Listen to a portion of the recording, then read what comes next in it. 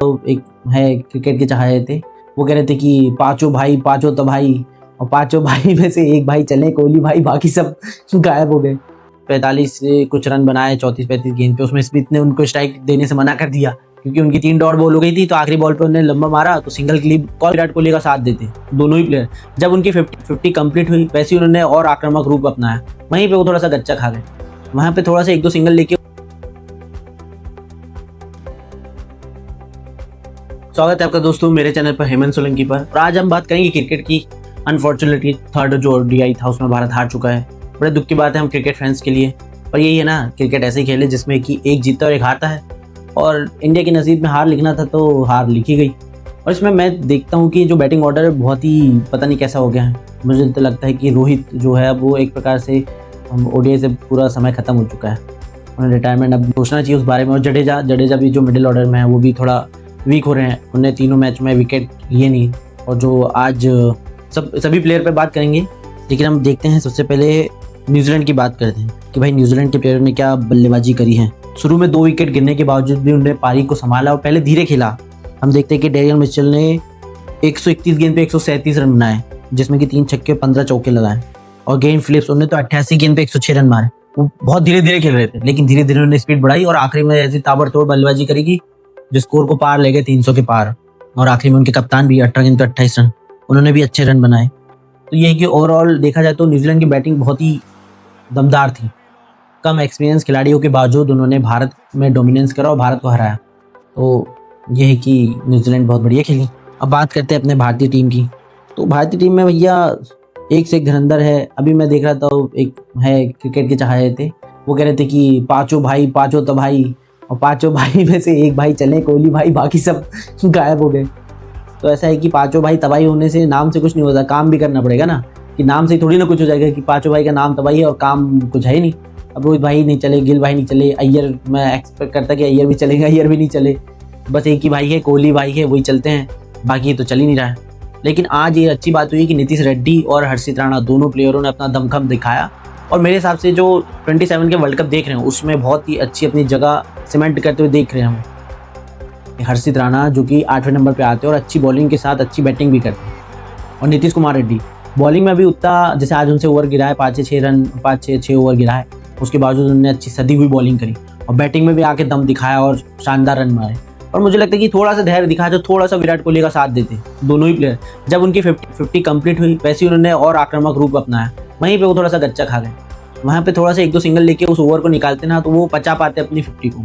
मुझे लगता है कि वो अपनी 50 को पचा नहीं पाए दोनों प्लेयर, और थोड़ा सा यदि रुक जाते तो कोहली के साथ एक अच्छा प्लेयर रहता अंत तक के, और मैच अपने हाथ में था। जब आप बताओ कि 65 रन केवल 45 गेंद पे चाहिए तो आसानी से बन सकते हैं, सिंगल डबल बाद में। और हर्षित राणा तो भैया ताबड़तोड़ ही खेल रहा था, नीतीश भी अच्छा खेल रहा था। तो ये है कि थोड़ा सा रुक जाते तो जो कोहली को अकेले में एक सिंगल, मतलब इतनी आफत गई लास्ट में, वो नहीं जाती, नहीं तो कोहली भाई जरूर जिताते। और ये है कि कोहली अद्भुत है, अद्वितीय है, उनके जैसा कोई है नहीं।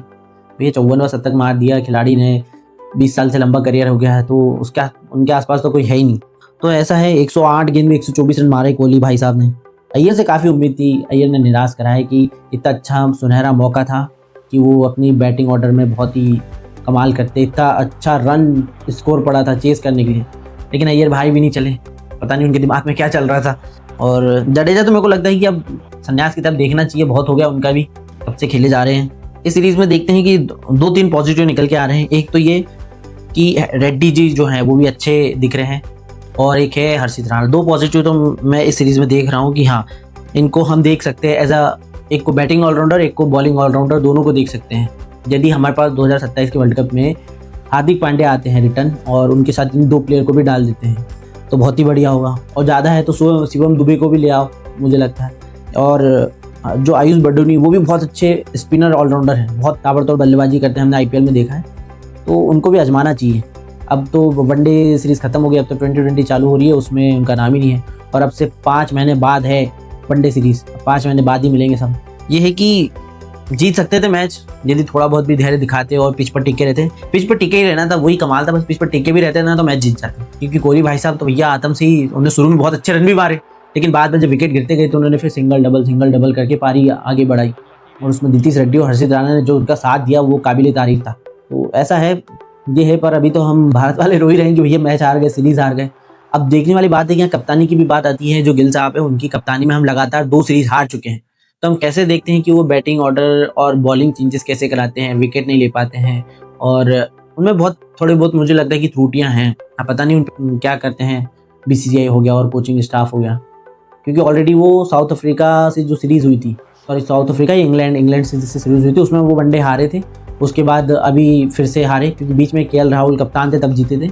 उसके बाद अभी फिर से हार गए सीरीज़। तो उनके खाते में 2 लूज सीरीज़ हैं गिल के खाते में। टेस्ट मैच में जीते हैं, ड्रॉ करे हैं, जीते भी नहीं हैं। उसके बाद टेस्ट सीरीज़ में भी हम हार गए, कप्तानी वाइट वॉश हो गया इधर से। और उसके बाद देखते हैं कि उनको 2020 से भी निकाल दिया गया। तो हम कप्तान के रूप में किसको देखते हैं? अब ये बहुत ही चर्चा का विषय है, क्योंकि कप्तानी हमें बहुत ही प्रबल चाहिए कि जो गेम चेंज कर सके और बहुत ही बढ़िया डिसीजन ले सके। और अब मैं यहाँ पर अय्यर का नाम लूँगा तो बोलेंगे कि बायस हो गया, लेकिन ऐसा है कि अय्यर एक प्रकार से जब वो कैप्टनसी करते तो उनकी बल्लेबाजी भी निखरती है। जब कैप्टनसी नहीं करते हैं तो थोड़ी बल्लेबाजी लूज होती है। वो लीड फ्रॉम फ्रंट वाले कैप्टन मुझे लगते हैं कि यदि उनको कप्तानी दी गई तो उसमें बहुत ज़्यादा निखार चेंज आया। जैसे देखते हैं कि केकेआर में गए, वहाँ पे चेंज लेके आए, दिल्ली में कप्तान बनाया, वहाँ चेंज लेके आए। वो पहले बार में तो फाइनल पहुँच गए, दूसरे वाले में रनअप तक गए, तो वो बहुत अच्छा है। उसका पंजाब को भी लेके गए। तो कप्तानी उनको मिलती है तो बहुत ही ज़्यादा चेंजेस लेके आते हैं। और मुझे लगता है कि वाइस कप्तान है तो कप्तानी ग्रुप में एक बार उनको मौका देना चाहिए। भले जो गिल है उनको रेस्ट देते किसी वनडे सीरीज से, और अय्यर को फुल फ्लैश कप्तानी की ताकत दी जाए, और उनके बाद उनके निर्णय, उनके डिसीजन ओडीआई में देखा जाए कि वो कैसे चेंजेस लाके कैसे आगे बढ़ाते हैं। मुझे लगता है कि एक चेंजेस ये होना चाहिए ओडीआई क्रिकेट में कि उनको कप्तानी मिलनी चाहिए, तो इससे बहुत ही बेहतर होगा इंडिया टीम के लिए। और अभी जो 2020 वर्ल्ड कप चलने वाला है फरवरी से, उसमें देखो जो अपने कप्तान हैं सूर्य कुमार यादव जी, वो वैसे रन नहीं बना रहे। 50 मैच में उनकी एक 50 नहीं आई है। तो मुझे लगता है कि जैसे अय्यर की वापसी हुई है तिलक के बाद, तो ये है कि उनको कप्तान के रूप में हम देख सकते हैं आगामी 2020 जितनी भी टूर्नामेंट होगी आगे, क्योंकि आईपीएल में कप्तानी कर रहे हैं, बहुत अच्छी खासी बखूबी कर रहे हैं। और 2020 में उनका अलग ही जलवा है, जब वो बैटिंग करते हैं 3rd नंबर पे तो बहुत ही खास बल्लेबाज बन जाते हैं 2020 में, तो क्योंकि लंबी लंबी हिट लगाते हैं और स्पिन को बहुत अच्छा खेलते हैं, उनको ला सकते हैं।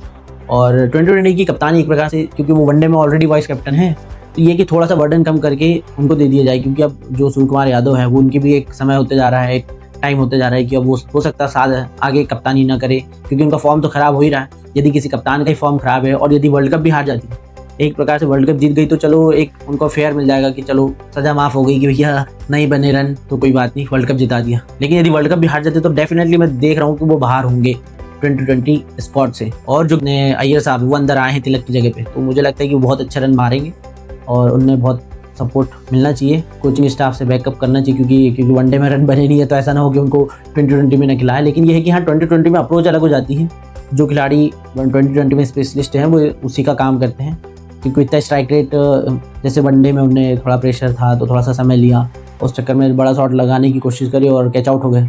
तो ये है कि हाँ 2020 में अलग खेलेंगे। और आज का यही सेशन था कि बहुत थोड़ा सा दुख तो हो रहा है कि भैया मैच हार गए, सीरीज हार गए, हारना तो बिल्कुल नहीं चाहिए। हम अभी हाल ही में चैंपियन ट्रॉफी जीते, इतना दबदबा बनाया कि भैया सभी टीमों को हराया हमने, सेमीफाइनल में न्यूजीलैंड को हराया, और सेमीफाइनल में भैया कोहली और अय्यर दोनों का बल्ला चला था, तभी जाकर तो अपने 350 375 रन बनाए थे, वो भी पास आ गए थे, तो रन ज़्यादा थे तो हम बच गए।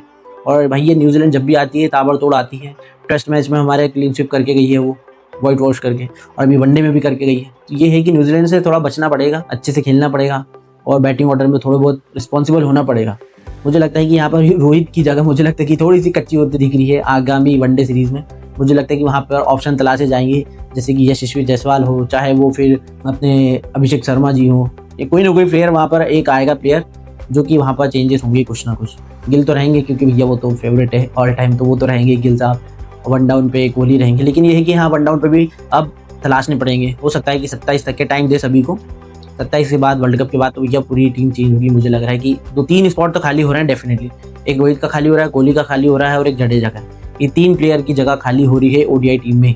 अब इनकी जगह कौन आता है ये देखने वाली बात होगी कि इनकी जगह कौन आता है। मुझे लगता है कि एक तो यशस्वी जायसवाल पक्का डेफिनेटली आएंगे, दोनों में से किसी जगह, हो सकता है वन डाउन भेज दे या उनको ऊपर भेज दे ओपनिंग में। और उसके बाद जो कोहली है, कोहली की जगह मुझे लगता है कि ऋतुराज गायकवाड़ आ जाए, या अय्यर को वन डाउन कर दे और ऋतुराज को 4 डाउन कर दे। ऋतुराज एक थोड़ा से मुझे लगता है कि एक सेंसिबल बैट्समैन है और अच्छा रन बनाते हैं, और उन्होंने नीचे आके रन भी बनाया, 100 भी बनाया था साउथ अफ्रीका के खिलाफ। तो यही कि ऋतुराज को देख सकते हैं हम वहाँ पे। और उसके बाद नीचे जाते हैं, एक जडेजा की जगह खाली हो रही है, तो जडेजा की जगह जहाँ बैटिंग ऑलराउंडर देख रहे हैं तो वहाँ पे आयुष बडेनी को देख सकते हैं। अक्षर पटेल भी ऑप्शन में है लेकिन वो भी इंजर्ड है, तो हमें कम से कम एक एक दो दो तीन तीन एक खिलाड़ी तो रखने पड़ेंगे ऑलराउंडर के रूप में। तो ये है कि वहाँ पर आयुष बडेनी को देख सकते हैं भैया, तभी तो मज़ा आएगा। और ये है कि यही है आज की जो कथासार है।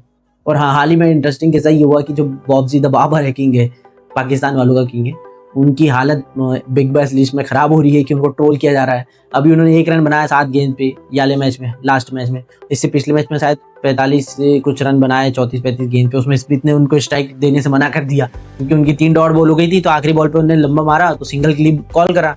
स्मिथ ने मना कर दिया कि मुझे सिंगल नहीं लेना, मेरे को स्ट्राइक लेना है, और स्मिथ भाई ने स्ट्राइक लिया और 4 छक्के मारे। उसके बाद स्मिथ ने स्ट्राइक दी बाबर को, और बाबर बड़ा शॉट मारने गया, बोल्ड हो गए। जाते तक के जो फेंसिंग रहती है 4 बाउंड्री की, उस पर जाके बल्ला तेजी से मारा, तो वो बहुत ही लाफिंग वाला सीन था। पाकिस्तान के बल्लेबाजों को समझना चाहिए कि भैया इंटरनेशनल में जब तुम लीग में खेलने जा रहे हो तो ऐसी हरकतें नहीं की जाती है। बार बार ऐसी हरकतें करते हैं और फिर नाम खराब होता है अपने बोर्ड का, अपने देश का। तो ऐसे दूसरे कंट्री में जाके ऐसी हरकतें नहीं की जाती है, पूरा वर्ल्ड देखता है ये चीज़ें और सब जगह बातें होती है और फिर नाम खराब होता है आपकी कंट्री का। तो ऐसा नहीं करना चाहिए। तो यही आज का सार, और होप सो आपको लगा हो कि ये बहुत अच्छा सेशन रहा हो, कुछ बातें आपके दिमाग में पसंद आई हो कि हाँ कुछ बातें लॉजिक से बोली गई है। तो चैनल को लाइक और सब्सक्राइब जरूर करिएगा, और आगे अपन मिलते रहेंगे ऐसी, और हम क्रिकेट का एनालिसिस करते रहेंगे। एनालिसिस क्या जुनून है क्रिकेट का, तो उसमें क्रिकेट से तो कभी पीछे छूट ही नहीं सकते, चाहे बूढ़े हो जाए चाहे बड़े हो जाए। क्रिकेट की दीवानगी जब तक है तब तक रहेगी, तो उसके बारे में चर्चा, एनालिसिस जो भी है, फेवरेट खिलाड़ी हो चाहे बैटिंग बॉलिंग जो भी चीज़ हो, अनफिल्टर्ड जो मन में आएगा वही बोलेंगे, और जो अच्छा लगता है वो डंके की चोट पे बोलेंगे कि हाँ ऐसा होना चाहिए, तो ऐसा होना चाहिए। तो थैंक यू ऑल, और मैं हूं हेमंत सोलंकी। मिलते हैं आपसे नेक्स्ट वीडियो में, तब तक के लिए जय हिंद, शुभ रात्रि और टाटा। और चैनल को सब्सक्राइब जरूर कर लेना दोस्तों, क्योंकि आगे आपको ऐसे ही वीडियो मिलते रहेंगे। तो थैंक यू ऑल।